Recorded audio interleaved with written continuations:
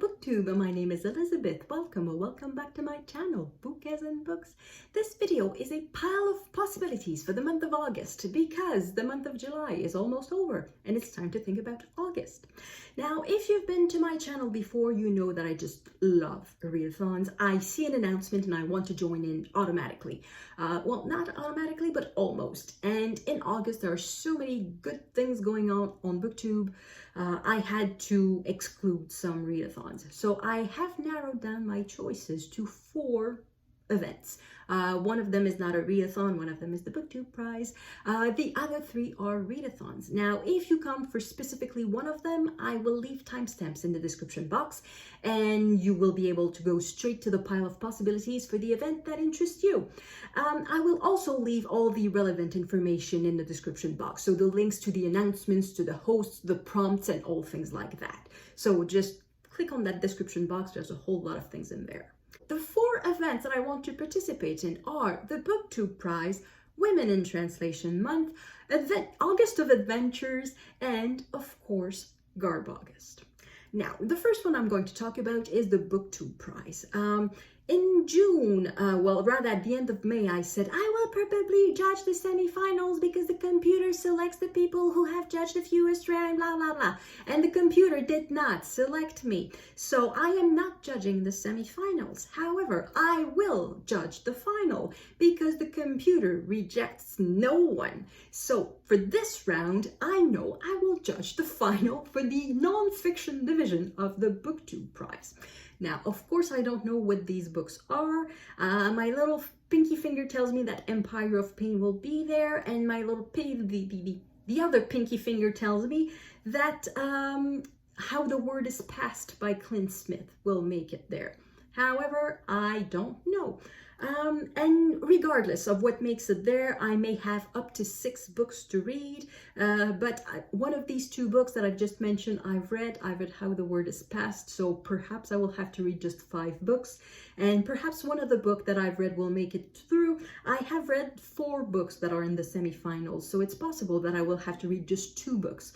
But regardless of the number, I will try to read at least 3 books of the well, not if I have just 2 books to read, but I will try to read 3 books in August, probably 4, just to make sure I'm not under too much pressure in September. And that will be the absolute priority for the month of August. Now, with the other readathons, it's a pile of possibilities. I'm not saying I will read any of these books, but we're having fun here, pile of possibilities. So the first one is the Women in Translation readathon. It started as something somewhere on the blogosphere, and then it has seeped into every social media that talks about books. So Book Talk and Booktube. And 3 channels are hosting specifically a readathon about women in translation. Their readathon is just for 1 week, though. It's from August 8 to August 14, but I decided to just disregard the dates and say that all the month of August is Women in Translation Month. They have 3 prompts and they are quite easy to follow. So I decided to select a book that would fit each prompt, and I have a few more options just to be sure that I will find a book that will strike my mood. One of the prompts is to read a book from a language that you've already read from. And for that, I chose the language of Spanish. It's not so much that I chose Spanish, it's that I chose this book and it so happens to fit that prompt. And this book, as you can see, it's in French. All of my books in translation are in French, and it's not necessarily a matter of principle. I'm not saying I only read translations in French. It just happens that it's like this. All of my translated books are in French at the moment. So the title of that book in English is It Would Be Night in Caracas, and the author is Karina Sainz-Borco. And this is her debut novel. This is set in present-day Venezuela, though it's not quite set, I think, for political reasons, because it is set at a time of unrest, and I don't know if Venezuelan writers are allowed to write about unrest. And the main character in this book, according to the back cover, of course, because I haven't haven't read it, so I don't know.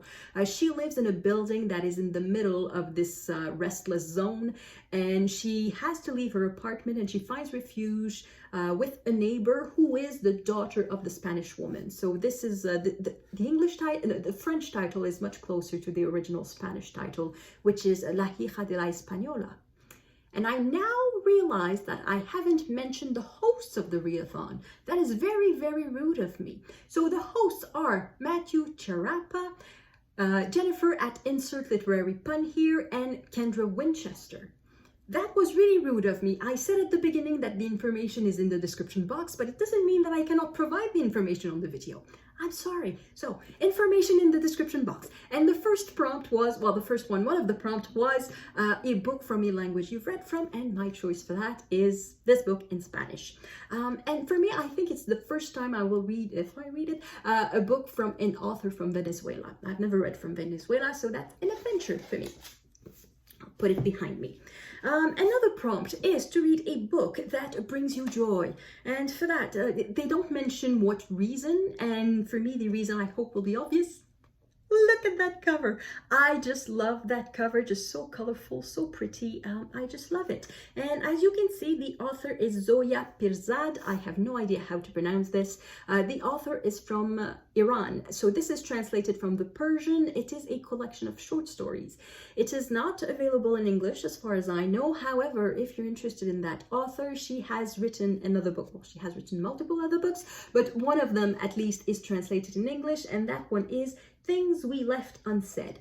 And if you're new to my channel, the reason I look behind for the translation is that I leave a post-it with the information on the back of the book before I film. So yeah, brings me joy. I have other books from that collection. They are all that gorgeous, and I think at the end of the video I will just show you all the books that I own that are in that collection, and you'll see that it's just gorgeous. A third prompt, or I don't remember in which order they were, but another prompt is to revisit a book. In the announcement videos, they seem to talk about a positive thing. Just go back to a book you loved.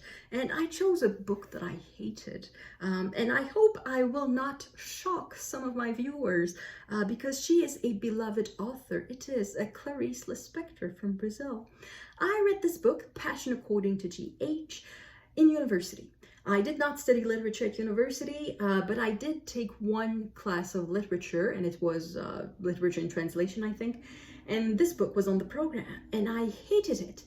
And there were plenty of other books in that class that I did not like, but this one I hated. So I'm thinking 20 years later, more than 20 years later, it's closer on 25 years now, perhaps I have enough maturity to appreciate that book. Perhaps I could revisit it, reread it, and actually like it, because I've read a lot more things in there. Since then, I have a lot more patience with books that I don't necessarily either that I don't understand from the get-go, or that don't have necessarily a very action-packed plot. So maybe I should investigate a little bit. So it's a possibility. I have to admit that at the moment I'm not feeling it much, but it's a possibility. Other possibilities that I have that don't necessarily fit the prompt would be three books that I mentioned, and two of them will be useless to you. So the first one is Magda Szabo, The Door. Apparently everybody on Booktube has read that. I still have not. Maybe I'll pick it up. This one is not translated in English. Oh, I forgot to say this is translated from the Hungarian. Did I say it or not? It's the end of the workday. Well, it's after the workday, so my brain is not as there as it could be on a Saturday morning, let's say. The next book I'm going to read is that is in the pile of possibilities, is a book translated from the Japanese. It is this. I saw this on Booktube on a channel that I just love. It's called The Ritual of Reading. I will leave a link to it in the description box. It's Alexandra who makes these videos, and she's just wonderful. I just love her videos. They're gorgeous to watch. If you're interested there's a bit of lifestyle in there. She generally cooks, and anyway, the images are beautiful. She lives in Paris, so we get to see a few glimpses of Paris. So this is how I discovered the book. And this looks like a feel-good book. So if I need something not too complicated and just to reconnect with nature a little bit, because this looks like it's going to be about nature, I could pick that up. And the other book that is could be an option for me, but that is useless to you, is Marie Levriska, Deux Caravanes. The title in English is Two Caravans, and the reason it's useless to you is because it's the original language. It was originally written in English. When I bought the book, I was convinced that it was translated from some sort of Eastern European language, but when I looked inside, it said translated from English. So apparently the original language is English, so it's useless to you. And I have no idea what it's about. There's a strawberry on the back. So yeah, it's another possibility for me. But then again, I'm not quite feeling it at the moment. Chances are I will stick to these two. So I think these two are the priorities, and the rest I will see. The next event I want to participate in is brand new from this year. It is AugustOfAdventures, and it is hosted by Mark from Booktime with Elvis and Sean D. Stanfast. And for this one, there are no prompts. It's just read an adventure book. That's it. That's all you have to do to participate. They have chosen 4 and 5 books even that you can read along if you want to. I have read some of these books, and I'm not necessarily interested in rereading them, so I will just go my own way and choose my own books from a little pile of possibilities. And that little pile of possibilities is made of the following 3 books. Tarzan the Untamed by Edgar Rice Burroughs. This is book number 7. Oh, it's written right there. Number 7 in the series. I have read the first 4, and I have read 1 or 2 elsewhere in the series. I think there are 20 or 24 books, Tarzan books. So yeah, this is just pure fun. I have no idea what it's about, and it's not important. It's about Tarzan. That's all I need to know. The other 2 possibilities are nonfiction. Well, somewhat. This one is nonfiction. This is The Extraordinary Voyages of Captain James Cook by Nicholas Thomas. And as the title says, it's about the voyages of James Cook. I don't think I've read anything specifically about the James Cook. I've read Sea People, which includes him because it's talking about how the islands of Polynesia were populated, how the population reached these islands. And it also at the same time talks about how these islands became known to Europeans, and of course Cook is talked about in that book. But beyond that, I haven't read anything specifically on Cook, so this could be very, very interesting, and that is a rather high possibility. And so is Tarzan, because I really like adventure books. And the other possibility is, in theory, non-fiction, but in reality is kind of a bit of fiction, and I don't know if we can call it, I'm going to call it an adventure book because of the fiction aspect of it, and that is Papillon by Henri Charrière. Now, this is the story, supposedly the true story, the memoir of a man who was condemned for murder. Now, of course, he claims he was innocent, so that part is verified. He was indeed condemned for murder, and he was sent to a penal colony that is on an island close to the coast of Guyana, I think. So French Guiana, I should say. So north of the northern coast of South America. And he escapes. And this is the story of his imprisonment and his escape and how he survived in the jungle and all of that. So I think that's pretty much an adventure. Yeah, I know parts of it are fiction for the simple reason that an investigation was made, because when the book was published, it made a splash. It sold a lot, and of course some reporters were reading this and thought some claims were a bit doubtful. However, it did contribute to the improvement of the prison system in France. It did have a tremendous impact. I think when this was published, that famous penal colony was still being used by French authorities to imprison murderers, and after that book it was closed. However, there's some outlandish claims in there. I think one of those that I know is outlandish is that he claims that at high tide or during some storms, the cells would flood, and when the journalists went on the island, they could see that the prison was quite far from the sea, so it was not possible that the cells could flood when there was high tide or when there was a storm or something like that, or that it was well above sea level or something like that.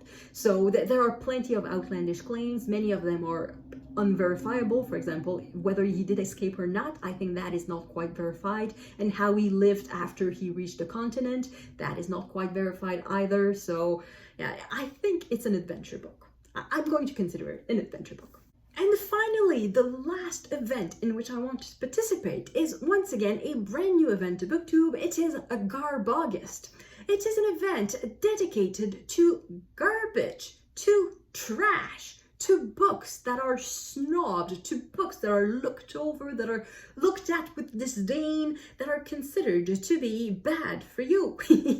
And that event is, of course, the creation of Criminali, and I will leave a link to his channel in the description box. And he managed to assemble a crew of, I think, 12 co-hosts. So there are a lot of co-hosts, and there will be a lot of garbage on YouTube in the month of August.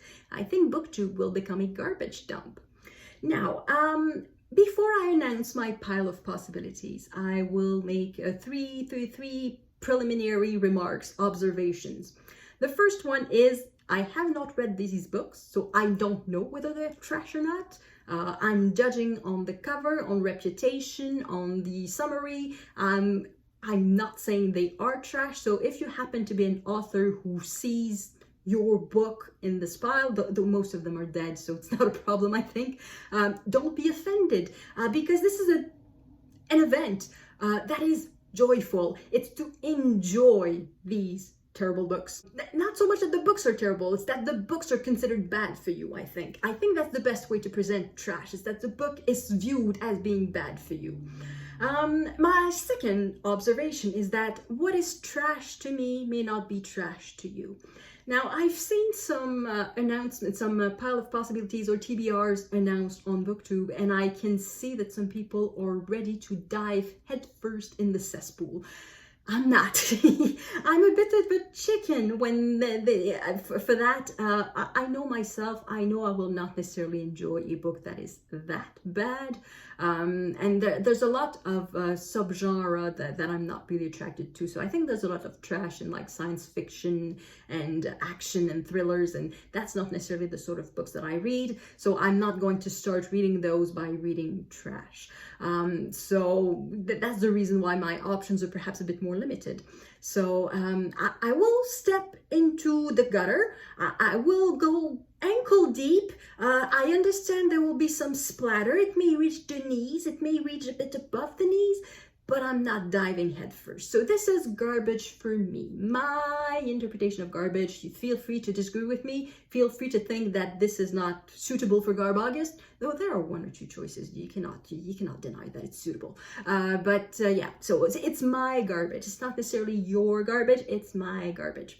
And the third observation is that I reserve the right to DNF every book. Because this is supposed to be about enjoying reading these books. It's about putting every hesitation, every inhibition aside. Just enjoy it. So if I'm not giggling or gasping or being completely fascinated by what I read, if I'm not having 100% fun, I'm closing the book, and that's that. So that's the third thing I wanted to say.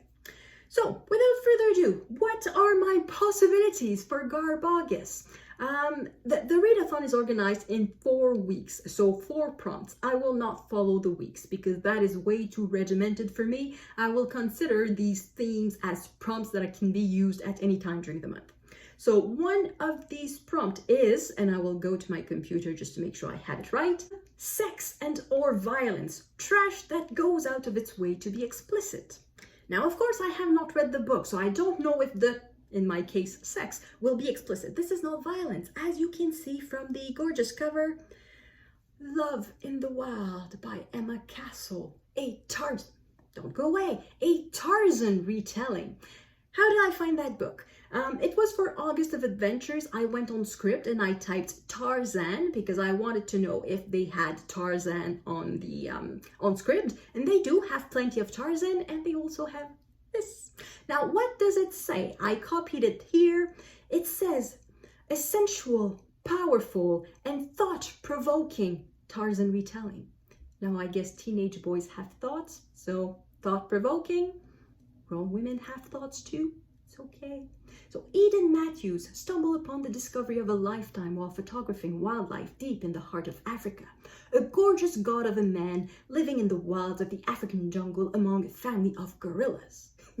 When he saves her life, she's compelled to uncover the man's tragic past and the fate which led him to grow up in the wild. But Eden soon learns she can take man from the wild, but she can't take the wild out of the man. When her savage savior soon shows her just what he wants of her, her sensual surrender, she finds she can't resist him teaching her how to love ... in the wild. Now, if that is not trash, I don't know what is. So this is, I think, full of sex, I think. It says sensual, but I don't believe it. I think it's sexual. Yeah, perhaps that's the code. Sensual is 1x, steamy is 2x, and sex is 3x. So sensual, it's at least 1x. So it's X-rated, I'm pretty sure, if not more. So that's a possibility, and that's quite out of, it's not the sort of thing that I read. Well, no, it's not the sort of thing that I read. I read Tarzan, but I don't read the sex version of Tarzan. So apparently that's the sex version of Tarzan. Yeah, it's very hot, but I'm blushing. It's not because of the heat. It's it's because of this. Anyway, next prompt. Vintage trash that was originally published before 1980. I don't have a lot of trash books physically on paper copies, so I could not just look at the cover, the publication information, and just look when it was published and try to find one that was published before 1980. So I thought, okay, is there something that is called a classic of trash? Can I think of something that is really old so I will be sure that it's before 1980? And I thought, Penny Dreadfuls. They are the mother of all garbage, and they were published in the 19th century, so they are clearly classics, they are clearly vintage, and they were published as trash, basically. 1 penny, you just read it once, you gave it to your neighbor, and then it went in the trash. So, trash. And I googled what are the most famous Penny Dreadfuls, and of course it came with The String of Pearls. You don't know The String of Pearls? Okay, the other title is Sweeney Todd, the Demon Barber of Fleet Street. That goes with my, which one was it, first or second caveat? My garbage is not necessarily your garbage. This is now published in Penguin Classics and Oxford Classics and Wordsworth Classics and I don't know what sort. It's considered a classic now. But I say it's garbage. It was published as garbage and it remains garbage. And also, as I said, I don't read a ton of genre fiction. I don't read horror. So I think I should start with something that has a minimum of quality, if only because it made it through to, it survived 100 years and more. It survived 150, maybe 200 years. So yeah, this is trash to me. Once trash, always trash. So yeah, Sweeney Todd is an option. And that would also fit prompt 1 with just the insane violence, because I think this is very violent. Okay, third prompt, which is in fact the 4th prompt, but I want to talk about the 3rd prompt in last. So the 4th prompt, which is the 3rd for me, is WTF, trash that made you question everything. And for that, I have a book that is not translated in English, and I'm going to explain why I consider this trash. This is Aurore, l'Enfant Martyr by André Mathieu. Now, if there are French-Canadian listeners, they know exactly what this is. Not necessarily the book, but the story. This is a novel that is based on a true story. It's based on an event that traumatized the entire province. It happened, I think, in the 1920s or perhaps the 1910s. So basically it happened 100 years ago. And it's the story of a little girl who was abused by her father and her stepmother to the point that she died. And that was really a wake-up call for the province for the public responsibility in childcare. What should you do if you know that a child is being abused? Because most of the villagers knew that something was wrong in that house. Most of the villagers knew that this poor little girl was being mistreated. The reason I call it trash is because, yeah, it's based on a true event. Can a novel be written about the murder of a child and that thing not be trash? Of all the books that I'm talking about, this is the one that I would be most ashamed of being seen read in public, because to find joy, to find entertainment in the story of a child that was murdered by her own parents, basically, it's trashy. It's very trashy. It's a bit disgusting. So it's a possibility. I don't even know if I want to read that. But when I saw the prompt, WTF, something that that makes you question everything, I think that is something that makes me it makes me question a lot of things. So if I read this, yeah, so it's a possibility. And finally, the last prompt, which is the third prompt, but the last is anything goes. So that is anything that did not fit the other three prompts. So that's why I wanted to put it in last, because that is where the pile of possibility really is. So one of them is possibility Barbara Cartland. This is the Duke and the Preacher's Daughter. Okay. Why is Barbara Cartland trash? There's no sex in there. There's no violence in there. Why is it trash? It's trash because it's not good. It's trash because it's so empty. It's really an empty shell of a story. Barbara Cartland wrote about 20 novels a year, so one every 2 weeks, and she did that for decades. So she wrote hundreds and hundreds of the books, and she has, as far as I know, 3 plots with 3 heroines. So there's the wallflower that is plucked out by a prince. There is the dutiful daughter that goes into an arranged marriage. And there is the impulsive, more or less rebellious daughter who already knows who she wants to marry, but somehow life gets in the way. She cannot marry that person because of life. So there's that. Once in a while, you will have a mix and match of the impulsive daughter being plucked out by a prince.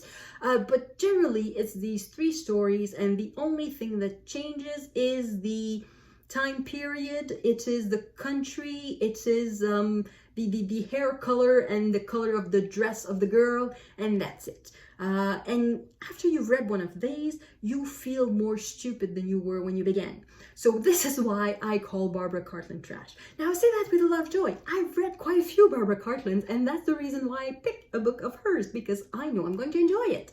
So this is vapid, really empty fiction, and sometimes it feels very, very good. So that's another possibility. The other book that I have in paper is Daniel Steele, The Affair. I have no idea what that is. I did not read the back cover. I found this in a little free library, and I thought, Daniel Steele, perfect for Garbaugust. So I just grabbed the book.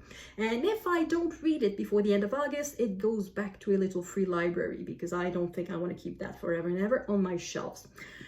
And other possibilities, nonfiction. Yes, there is such a thing as trashy nonfiction. There may be self-help. Yeah, that's not what I'm talking about. My preferred area of trashy nonfiction is royal gossip. And it's trashy because it's like reading it is literally reading tabloids in the form of a book. And it has no purpose. I know they are famous, the royal family of England, because of course maybe Monaco once in a while was a bit salacious, but now they are quite, well, not quite tame. There's something going on with the current princess. Health problems that are not fully explained, but anyway, the real gossip is always from the royal family of England, or the UK or Canada, because technically I live in a monarchy. The Queen of England is the Queen of Canada. So when I was younger, in the 1990s, there was a lot of royal things going on, and I read a whole lot of royal gossip. And then in the 2000s, things started to settle down, and apparently the royal family had finally found its rhythm and its beat, and everything was going okay. But now, now with Meghan and Harry and with Prince Andrew, there's a whole lot of things going on and a whole bunch of books are being written. So I have, for one possibility, Brothers and Wives, Inside the Private Lives of William, Kate, Harry and Meghan by Christopher Anderson. And that one is on Scribd. The next one is also on Scribd. It is Royals at War, the untold story of Harry and Meghan's shocking split with the House of Windsor by Dylan Howard. And then we have Meghan and Harry, the Real Story by Lady Colin Campbell.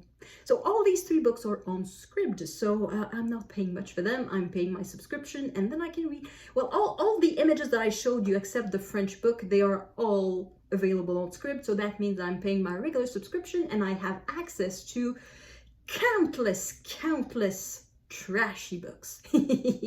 So a great source for trashy books. And that's it. That's the end of 30-minute video. That's the end of my pile of possibilities for August. It's a very long video. I'm sorry for that. But as I said, I love readathons, and I love to plan for the readathons, even though I will not read all these books. It's just mathematically impossible for me to read all of these books in the month of August. So the priority will be, as I said, the Booktube Prize, then 2 books for Women in Translation, I think, at least 1 book for Garbaugust and 1 book for AugustOfAdventures. So I think that's the basis, and then if there's time for anything else, I will see. However, I have a suspicion that garbage can be read quickly, so maybe I can pack more books if I read more garbage. We'll see.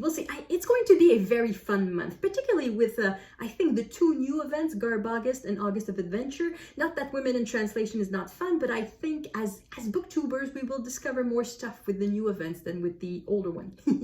So that's it for me. Let me know in the comments which events you intend to participate in. If you've read any of the books that I mentioned, particularly for Garbaugust, do you think they're garbage, or do you think I'm just really a prude and that they're very good quality books and I should read something else for Garbaugust? Let me know, and I will see you in the next video. À la prochaine!